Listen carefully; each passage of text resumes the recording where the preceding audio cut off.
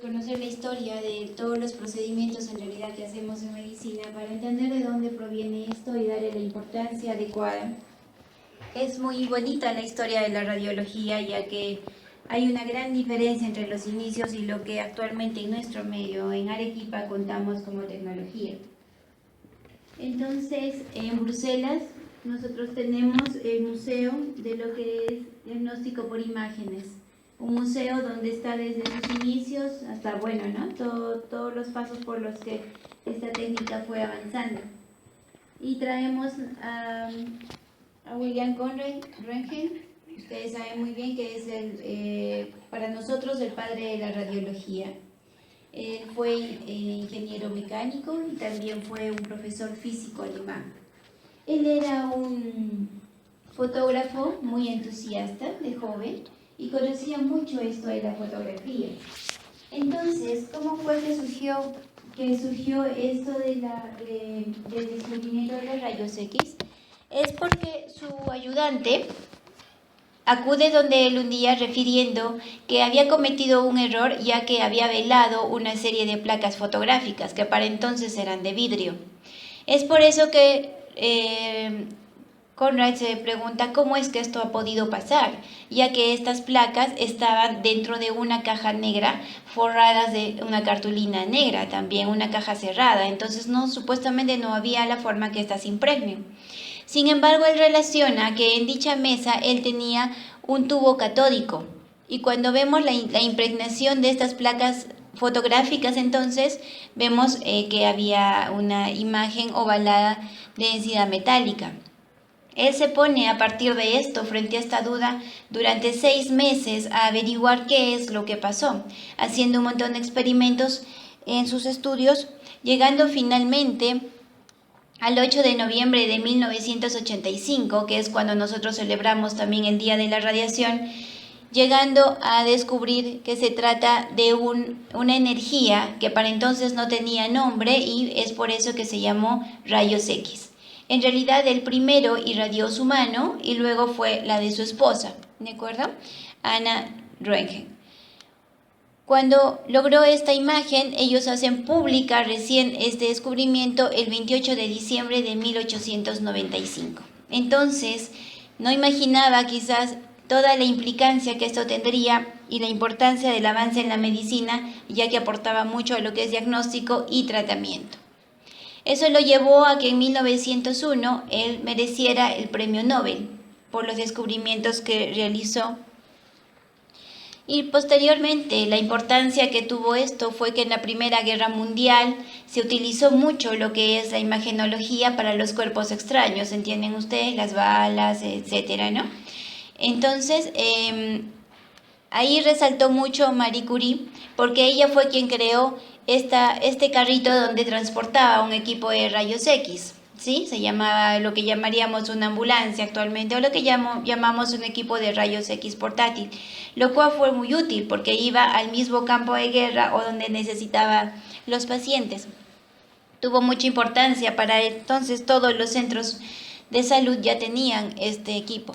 ¿Cómo es que se lecturaban las radiografías en ese tiempo, doctores? Nosotros lecturábamos o se lecturaba por pantallas radiográficas, ¿sí? ¿Cuánto demoraba una radiografía de mano? Por ejemplo, la de la mano de la esposa de Conrad demoró 15 minutos, ¿no? Lo que ahora hacemos una radiografía en 1 segundo o 2. En ese tiempo demoró 15 minutos. Y pasaron unos años y notaron que los odontólogos tomaban imágenes de las piezas dentarias en unas placas de celulosa. Entonces fue que dijeron, ¿por qué no traducimos la imagen en lo mismo? Y salieron las placas que en inicio fueron nitrato de celulosa, pero este era un material inflamable. Fue por eso que lo cambiaron a acetato de celulosa. Y actualmente lo que tenemos es polivinilo, que es irrompible, ¿de acuerdo? Prácticamente es lo que se utiliza.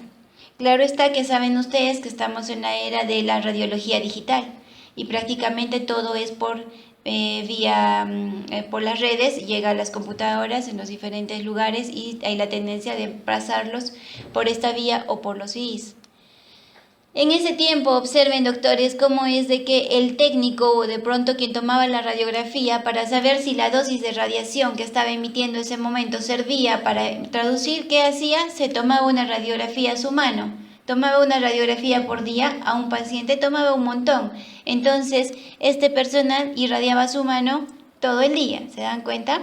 Era una gran dosis de radiación, lo que ha llevado, miren, a lesiones destructivas, a lesiones diversas y severas en estas personas que iniciaron, ¿no?, con la técnica, o sea, a quienes le debemos muchas cosas. Y así también fue que aumentó enormemente la cantidad de leucemia, tanto en los radiólogos como en el personal que apoyaba esto, ¿no? Fue por eso recién que en el siglo XX comienza a hablarse de los medios de protección contra la radiación. Entonces, en el primer congreso se propuso y se usaba, imagínense, toda una armadura ya también, ¿no?, para poder protegerse de la radiación, en base a que de pronto no contábamos con todos los conocimientos. Años después es que ya nosotros comenzamos a usar un biombo prácticamente que tiene una ventana de vidrio plomado, que es lo que actualmente usamos, ¿no? Sigue en boga que el plomo es un excelente protector, entonces se dejan las armaduras de plomo y lo que ya usamos es una ventana plomada y en espacios adecuados. Así ha ido evolucionando, para llegar, doctores, a lo que ahora tenemos, que es la radiología digitalizada y la radiología digital, que la tenemos en nuestros medios, en hospitales como el MINSA, que es Honorio Delgado, Salud, y la parte privada, ¿no?, y de la cual ustedes ya han podido observar o van a poder ser parte de ello. Entonces, doctores, ha costado la salud de muchas personas y muchos años poder llegar a lo que tenemos actualmente, y por la globalización, la tecnología que allá afuera la hay aquí. Entonces es nuestra obligación conocerla y poder hacer uso de ella. Muy bien. Entonces, ¿cómo fue en Arequipa? Esto es lo que pasó a nivel mundial. ¿Y cómo es que en Arequipa se dio la radiología?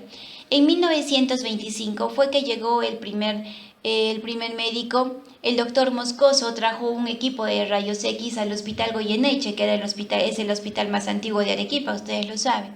Entonces, ¿qué pasó?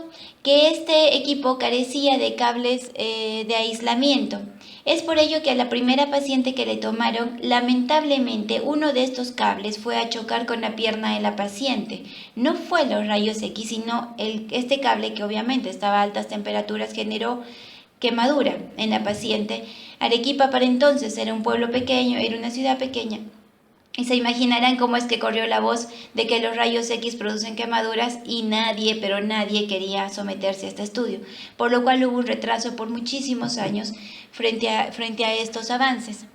Fue en 1930 que llega a nuestra ciudad el doctor Gustavo Corso, ¿de acuerdo? Por si conocen al doctor Corso, es el doctor Corso papá, ¿de acuerdo? Que llegó, y él se especializó en París en radiología y llegó junto con el doctor Oscar Soto de Lima, y ambos trajeron un equipo de rayos X francés, pero que ya tenía aislamiento de los cables, y entonces comenzaron tuvieron primero que luchar mucho contra el pensar de la población, y lograron introducir la técnica en el primer consultorio de radiología, que fue en la calle Santa Marta.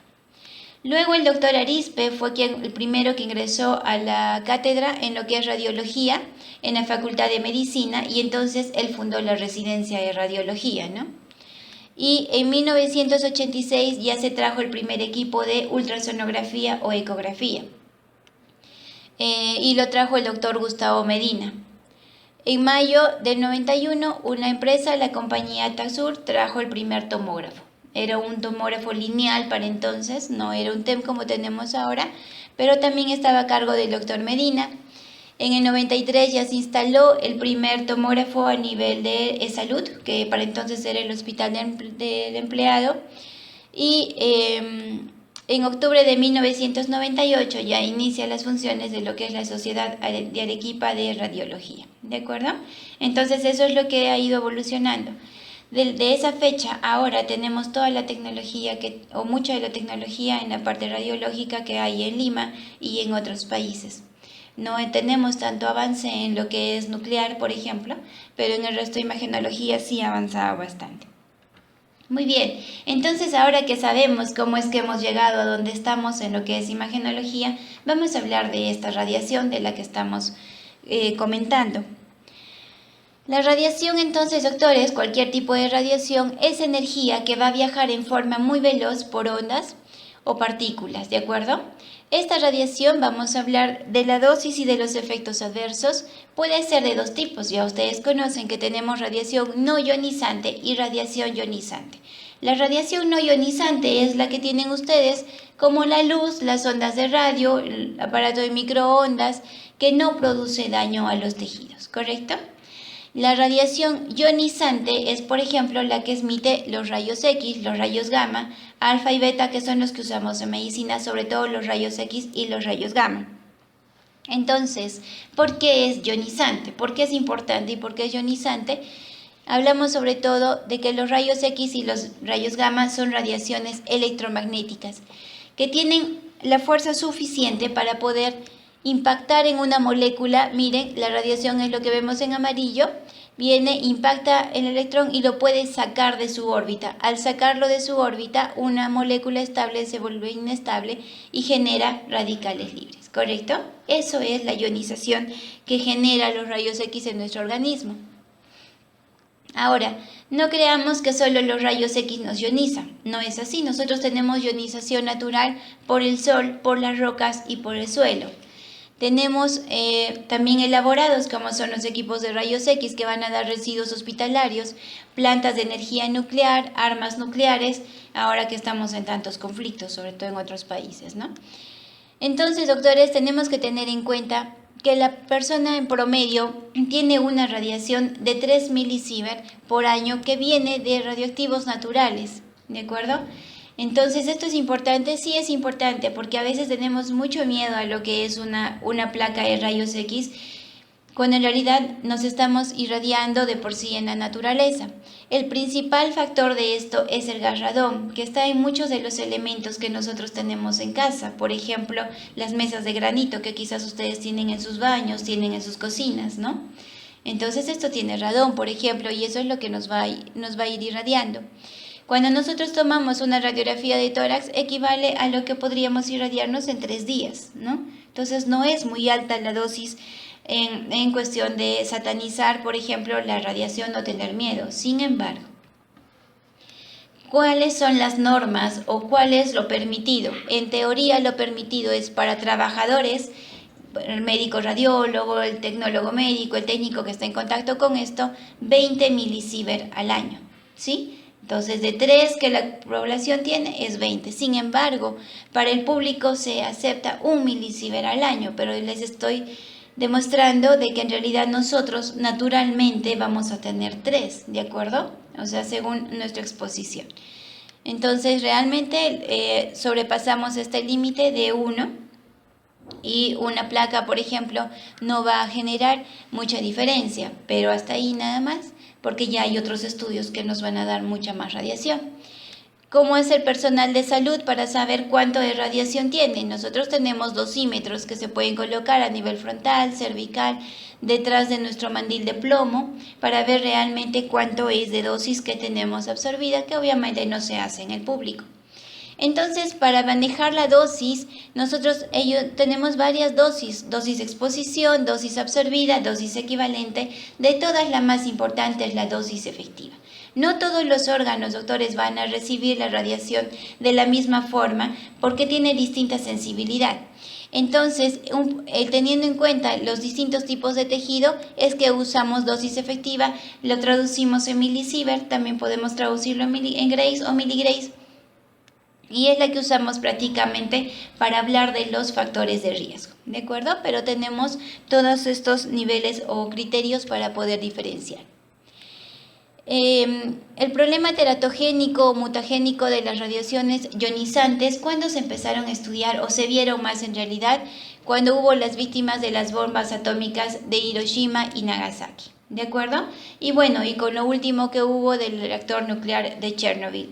Eso ha sido una dosis tan alta que sí ha permitido traducir en la población subsiguiente todas las lesiones teratogénicas o mutagénicas de las cuales conocemos ahora.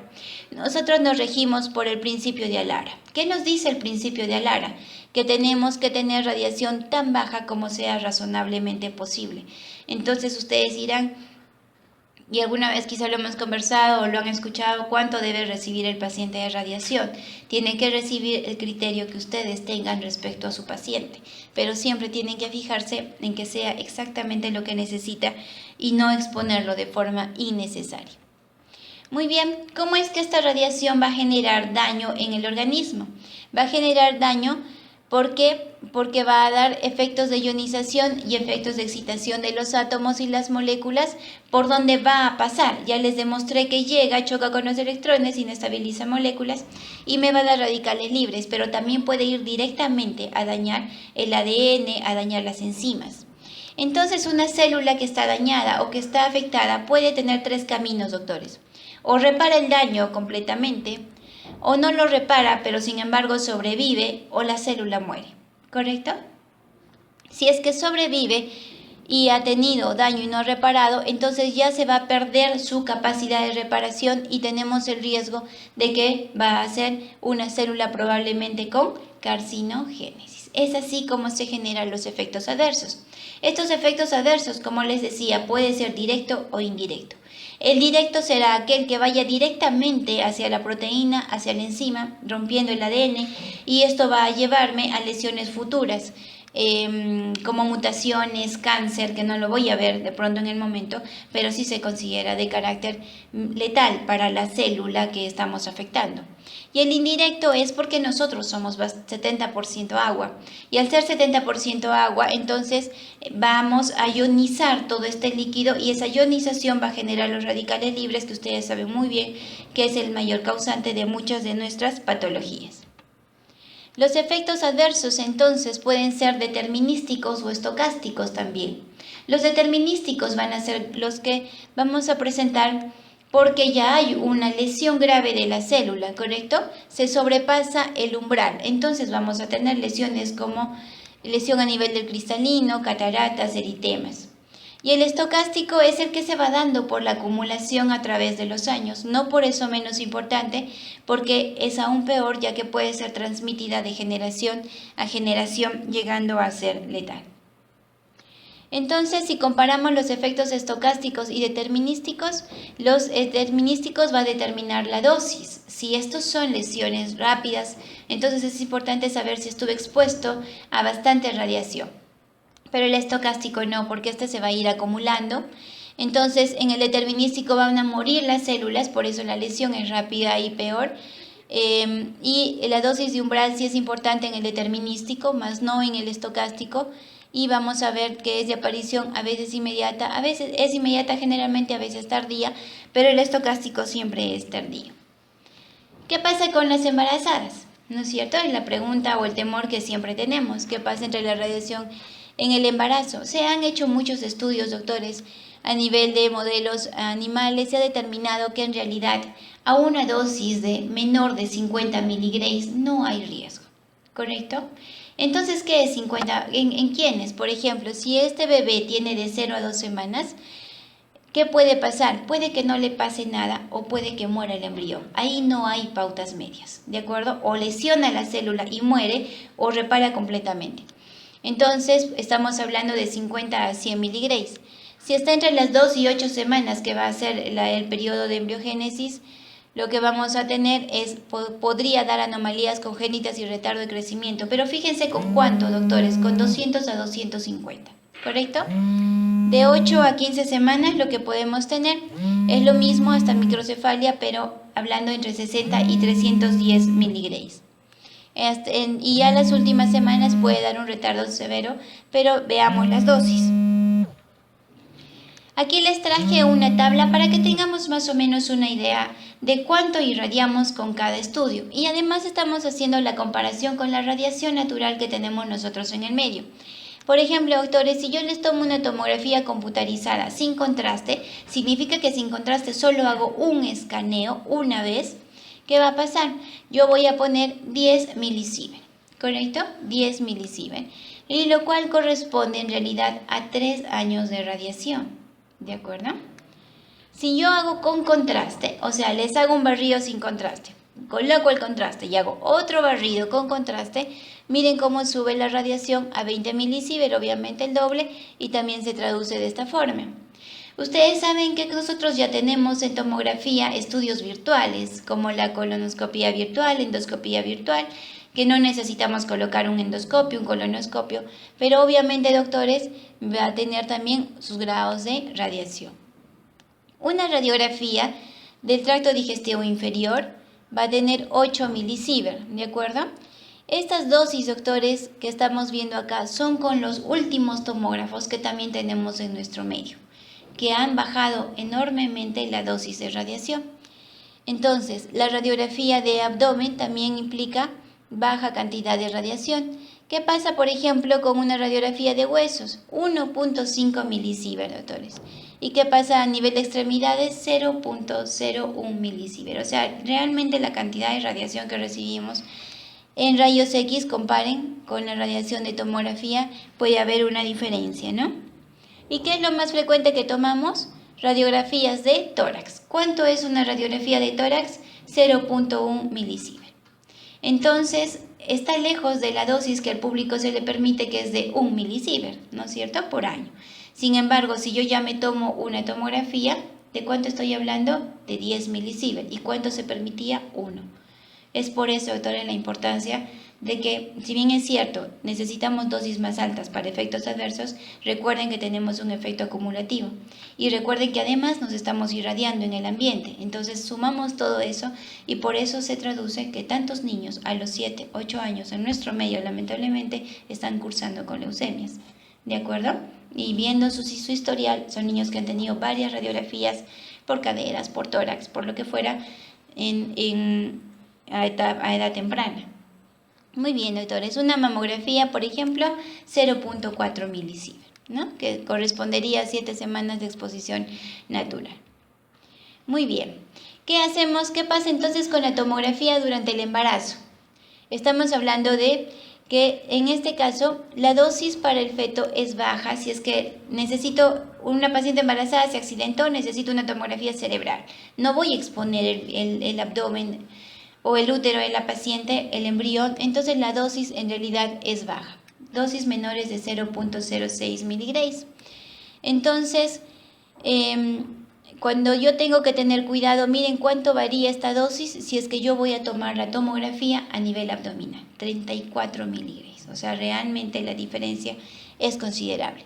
Resonancia magnética en el embarazo. Está demostrado que a 1.5 teslas no tiene ningún efecto adverso.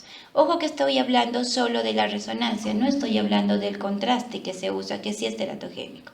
La resonancia sin contraste entonces es completamente benigna, pero en campos magnéticos de 1.5. ¿Qué estamos usando en medicina, doctores? Hasta 3 teslas. Se han hecho estudios también con 3 teslas y tampoco se ha demostrado hasta ahora, por lo menos, porque recién se estaba utilizando estos equipos, daño a nivel embrionario. Muy bien, entonces nos da cierta tranquilidad el hecho de saber que en etapas tempranas no vamos a tener un efecto necesariamente letal o el daño, pero recordemos siempre, doctores, que tiene un efecto acumulativo y ya desde ese momento el feto está acumulando radiación. Existe la enfermedad por radiación, ¿correcto? La enfermedad por radiación va a ocurrir solamente cuando soy expuesto a dosis muy altas. Entonces, la forma de presentar es una radiación muy alta y única que va a ser aguda, o cuando tengo pequeñas exposiciones, y esta va a ser la forma crónica, pero llamamos más que todo enfermedad por radiación a la forma aguda. La exposición puede ser accidental o intencional. ¿Cuándo hacemos una exposición intencional? Para el tratamiento, en la radioterapia. ¿De acuerdo? Entonces, también tenemos dosis altas, pero es lo que estamos buscando para la destrucción de las células malignas. Muy bien. Nosotros sabemos entonces que la exposición corporal, vamos a hablar en grays de una unidad gray, porque recuerden que hasta ahorita todo les he dicho miligray. Una unidad gray ya puede generarme esta enfermedad por radiación. Si es que yo estuviera expuesta a 4 unidades gray, la mitad de los individuos que están expuestos mueren.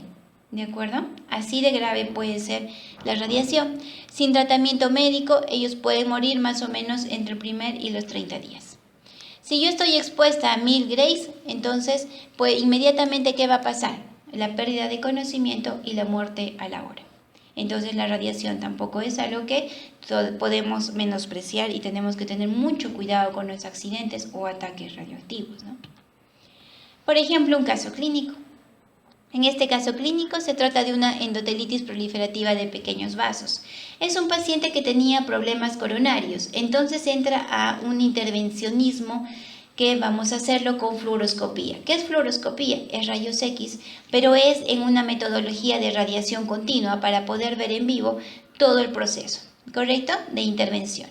El paciente salió perfecto del procedimiento, sin ninguna molestia, se fue a su casa, no tuvo molestias, pero miren, pasadas 6 a 8 semanas comienza a presentar unas lesiones a nivel dorsal, ¿de acuerdo?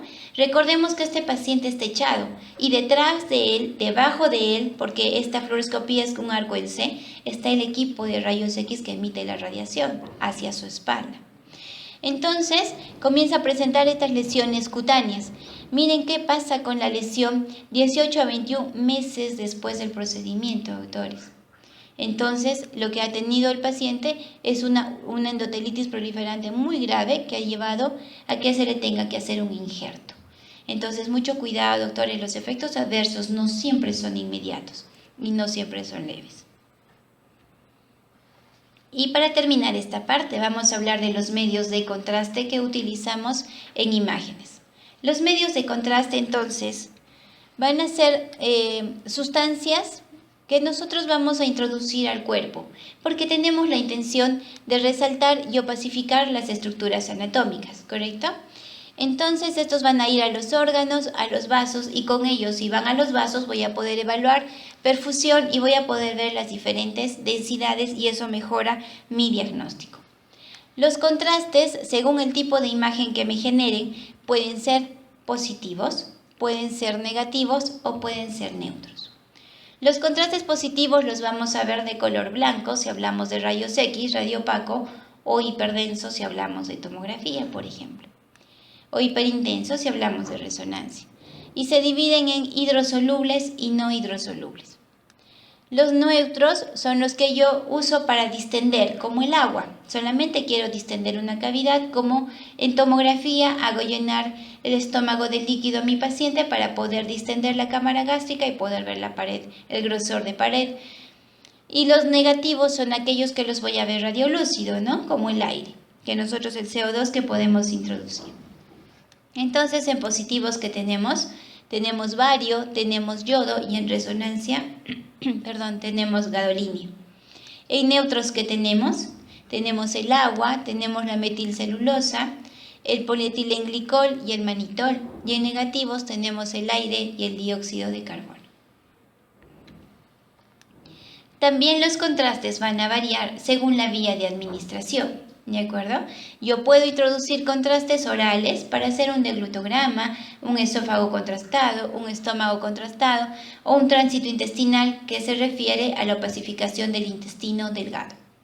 Puedo colocar por vía rectal cuando mi intención es ver un colon de relleno, un colon doble contraste, paciente que tiene un dólico megacolon, por ejemplo, ¿no? Puedo darlo vía vaginal para hacer una histerosalpingografía, paciente que no puede embarazarse y entonces necesitamos ver si hay una obstrucción de trompas. Puedo darlo por vía endovenosa, el hidrosoluble, que voy a darlo para ver una urografía excretoria porque recuerden que se elimina por vía renal. Una cistografía, una angiografía, sea arteriografía, sea una flebografía y es la base de la radiología intervencionista endovascular. Puedo darlo por muchas vías, por ejemplo por vía intratecal, por vía intradérmica. Puedo colocarlo en el conducto lagrimal para hacer una dacreocistografía, en los conductos de las glándulas salivales para una cialografía. Entonces, donde a ustedes se les ocurra, yo puedo colocar el contraste hidrosoluble yodado, ¿de acuerdo? No así el bario, recuerden que tengo que colocarlo solo en vía digestiva. Muy bien, entonces aquí tenemos a un pequeñito que le estamos haciendo un esófago contrastado, lo estamos haciendo en este caso con hidrosoluble yodado, porque cabe la posibilidad que el niño va a toser, se puede aspirar y no puede entrar el bario al pulmón, pero si entra el yodo, el hidrosoluble yodado se va a reabsorber, entonces generaría menos daño. Y estamos confirmando que en el tercio proximal del esófago tenemos una estenosis. Tomamos una incidencia frontal y tomamos una incidencia lateral perfecta en la cual también estamos corroborando esta estenosis. Situación frecuente cuando, por ejemplo, tenemos niños que consumen pilas. La pila va a corroer, ¿de acuerdo? Va a destruir y la cicatrización de este esófago me va a llevar a una estenosis. Frecuente cuando tengo una atresia esofágica, cuando tengo una fístula traqueoesofágica. Entonces son niños posoperados que a veces lamentablemente van a cursar con estenosis esofágica. Muy bien, aquí estamos trayendo una histerosalpingografía. Entonces ponemos a la paciente en posición ginecológica y lo que vamos a hacer es introducir un equipo de histerosalpingo por donde yo a nivel del cuello uterino voy a colocar el contraste hidrosoluble yodado con la finalidad de que este contraste me pinte las trompas y caiga a cavidad peritoneal, situación que no estoy viendo en esta paciente. ¿Qué estoy viendo en esta paciente? Que la cavidad endometrial en forma triangular, ojo que solo es la cavidad, pinta de forma perfecta. Trata de pasar por la trompa derecha, discretamente por la izquierda, pero sin éxito, dilatando un poco la trompa derecha. Entonces tengo una obstrucción tubaria. En nuestro medio podría ser clamidia o tuberculosis, ¿correcto? Como también causa postquirúrgica. Muy bien, aquí tenemos una paciente Viviana a quien le hemos hecho una urografía excretoria. Le colocamos el contraste por la vena cubital y sabemos que a los 5 minutos de haber colocado el contraste, el riñón va a empezar a captar dicho contraste y yo tengo que ver la silueta renal, que ya la estoy viendo muy bonito aquí. Veo la silueta renal porque tiene buena fase nefrográfica. A los 15 minutos ya se empieza a pintar el seno renal, pero miren, esta paciente es un caso muy bonito porque tiene doble sistema pielocalicilar bilateral. Es una malformación, ¿correcto? Entonces es un caso un poco raro porque puede ser más frecuente unilateral, pero aquí tenemos dos sistemas pielocalicilar, miren los uréteres y tenemos la vejiga. Entonces se hace un control previo al estudio, porque para estos estudios tiene que estar el colon limpio, para eso se le indica antes dieta, laxantes, enemas, porque si no las heces, el residuo fecal se interfiere con la imagen y no podemos evaluar. Además, yo quiero ver si mi paciente tiene un cálculo. Si ella tuviera un cálculo, también sería radiopaco y lo puedo confundir con el contraste. Por eso hacemos una evaluación sin contraste. Hacemos a los 5 minutos la fase nefrográfica, a los 15 minutos ya la fase excretoria y a los 30 minutos para ver la evacuación a nivel de vejiga. Una persona debe evacuar completamente los riñones, en realidad debe ser a los 15 minutos hasta la media hora, pero la literatura acepta hasta la hora. Muy bien, entonces doctores, los contrastes van a clasificarse según sus características químicas.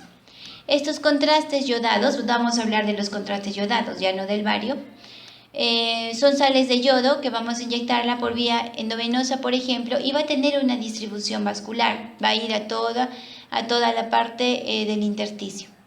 Los medios de contraste entonces tienen una osmolaridad, una ionicidad y una viscosidad. ¿Por qué es importante esto, doctores?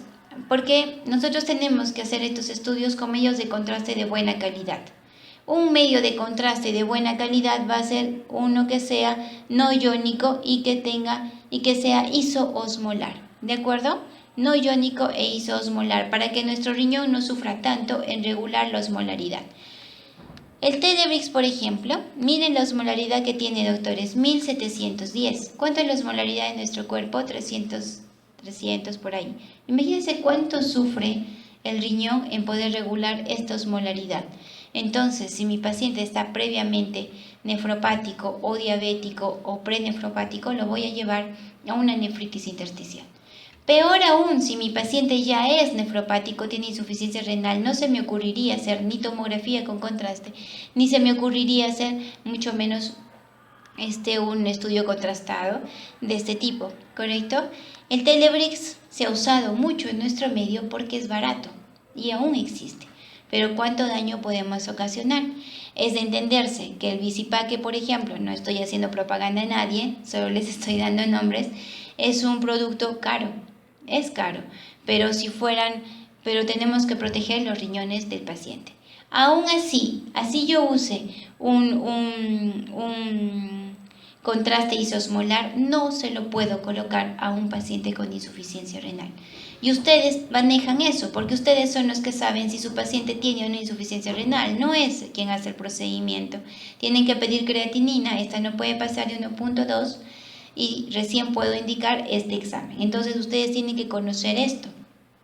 De todos modos, doctores, así sean ustedes a quienes se les hace el estudio o una persona aparentemente de función renal normal, debo proteger ese riñón. ¿Cómo lo protejo? Si yo sé que mañana voy a hacerle el estudio al paciente, tengo que indicarle que un día antes se hidrate bastante bien.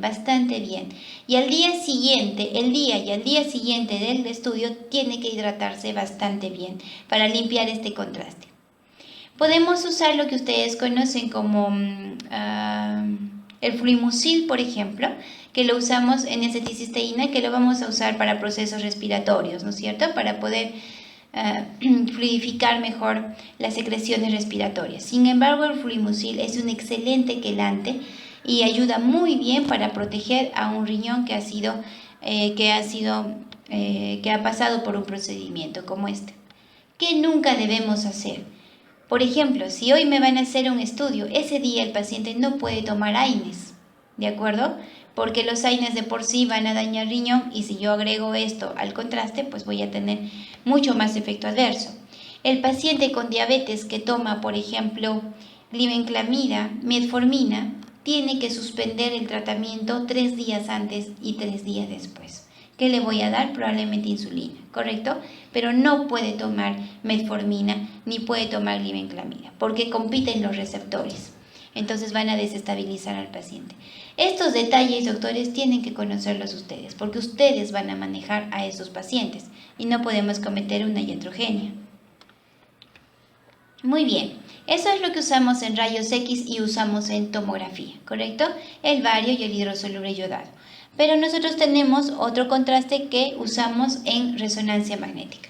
En resonancia magnética vamos a usar el contraste paramagnético o los superparamagnéticos y conocido es el gadolinio. El gadolinio entonces, doctores, es un elemento químico que está constituido por un ion metálico, pero a este ion lo que vamos a hacer es combinarlo con un agente quelante que es quien los va a transportar. Entonces este agente quelante puede ser iónico o no puede ser iónico.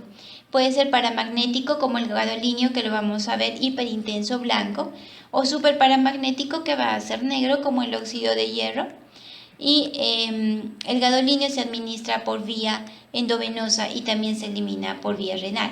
Sin embargo, doctores, no tiene tanto efecto adverso en la parte renal como lo tiene el hidrosoluble yodado. Pero cuidado, porque actualmente se están haciendo muchos estudios que están demostrando que el gadolinio tiene un factor esclerosante. Entonces hay que tener cuidado con eso. Otros contrastes los usamos, por ejemplo, los positrones en el PET. Ya vamos a ver qué es el PET en la siguiente ponencia. Pero en el PET vamos a ver que estos positrones tienen una corta vida media, ¿de acuerdo? Por tanto, el manejo de este contraste es muy delicado. Tienen que manejarlo en lugares, en centros de imagen donde tengan todo el aparataje, porque el transporte tiene que ser desde este ciclotrón, que es donde lo producen, hasta donde voy a hacer el estudio. Y tiene que ser con mucho cuidado porque se puede desestabilizar. Muy bien, ¿qué vamos a usar? El más frecuente es el 18-fluorodesoxiglucosa, ¿de acuerdo? Es el que usamos con más frecuencia, pero tenemos otros como podemos ver allí. Muy bien, entonces, ¿qué pasa con nuestros contrastes? Las reacciones adversas o efectos no deseados van a aparecer una vez que administremos este contraste, ya sea por dosis terapéutica, diagnóstica o profiláctica. La forma de presentación de estos efectos adversos puede ser leve, moderado o severo. Leve vamos desde las náuseas, vómitos, que a veces los confundimos con las reacciones vagales. A veces el paciente está predispuesto, asustado, y son reacciones vagales nada más lo que tiene, pero a veces cuidado que sí pudiera ser también que está haciendo un efecto adverso leve. Los moderados ya va a haber una inestabilidad hemodinámica, como cualquier medicamento que ustedes ya conocen, doctores, va a haber hipotensión, broncoespasmo, ¿no? Y el severo puede haber pérdida de conocimiento, puede haber convulsiones, edema laringio, angioedema, un paro cardiorrespiratorio y el paciente muere. ¿Hay casos de muerte por contraste? Sí, hay casos de muerte por contraste en nuestro medio, cada vez menos, pero sí se han registrado. Por el tiempo de presentación puede ser inmediato. Yo le estoy inyectando y el paciente ya está tosiendo, ya siente edema laringio, ya tiene estridor, eso es inmediato. Puede ser temprano, en los primeros 60 minutos, por eso que yo termino el estudio y solicito al paciente que se quede 15 a 20 minutos esperando. El tiempo que yo hice el estudio más lo que espera, ya estoy segura que no va a haber este efecto adverso, como también puede ser tardío, ¿de acuerdo? 1 hora o un mes o mucho más, como lo que les he demostrado en el caso clínico. Muy bien, ¿por qué se va a producir estos efectos adversos? Puede ser por idiosincrasia o un efecto por hipersensibilidad, como lo da la penicilina, como pueden tenerlo con cualquier medicamento, ¿de acuerdo? Eso es independiente de la dosis. Puede ser una lesión quimiotóxica o no idiosincrática, ¿no? Paciente deshidratado, paciente viejito, paciente diabético o nefrópata, que son los que estamos hablando. Puede ser mecánico, porque al colocar el contraste se extravasó. ¿Y qué va a pasar si se extravasa? Voy a generar que tenga dolor, rubor, todos los signos de inflamación que va a generar este contraste. ¿Cuál es lo más importante que les dije? La lesión nefrotóxica. Va a generar nefropatía, ¿de acuerdo? Porque va a generar un desbalance entre las sustancias vasopresoras y las vasoconstrictoras. Entonces va a haber un aumento también en la concentración de sodio. Eso también va a generar el daño y eso va a hacer que se contrae la arteriola aferente y entonces, como ustedes saben, va a caer el filtrado glomerular. Puede tener un efecto tóxico directo y además va a cambiar la viscosidad a nivel del lecho vascular en la médula renal, por el yodo más que todo. Y eso va a aumentar la resistencia al flujo, ¿correcto? Lo que les decía, el gadolinio lleva a una fibrosis sistémica nefrogénica.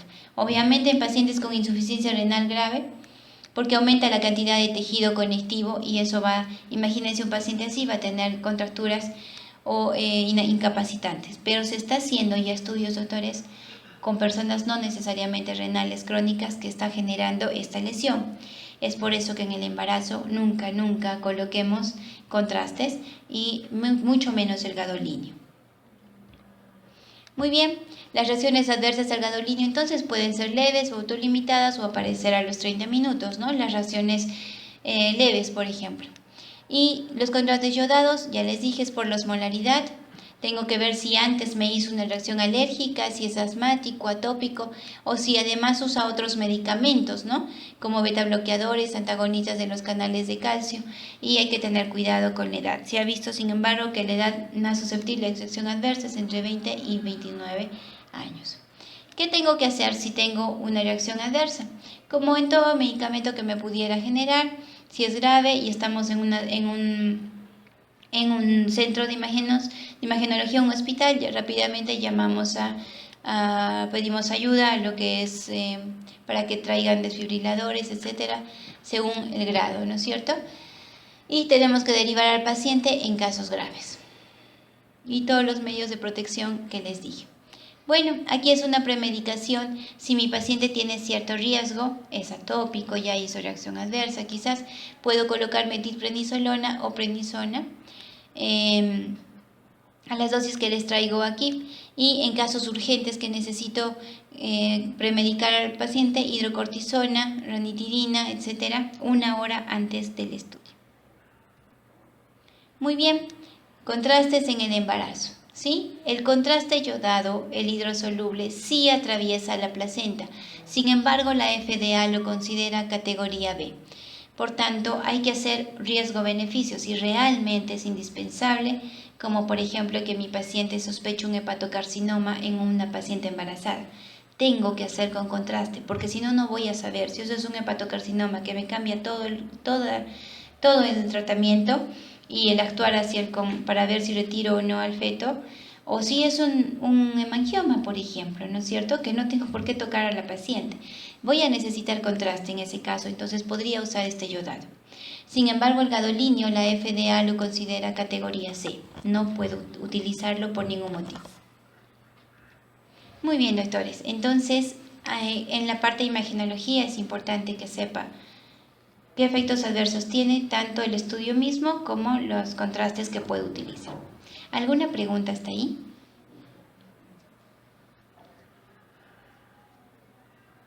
¿Se ha entendido todo o no se ha entendido? Muy bien, eso es importante. Es un poco tedioso quizás, y ustedes dirán, yo no pienso ser radiólogo, pero ustedes son quienes van a emplear estos conocimientos, por eso es que tenemos que tenerlos, ¿no? Y se da mucho en nuestro medio. Muy bien, entonces si no hay preguntas, vamos a proseguir a la siguiente ponencia.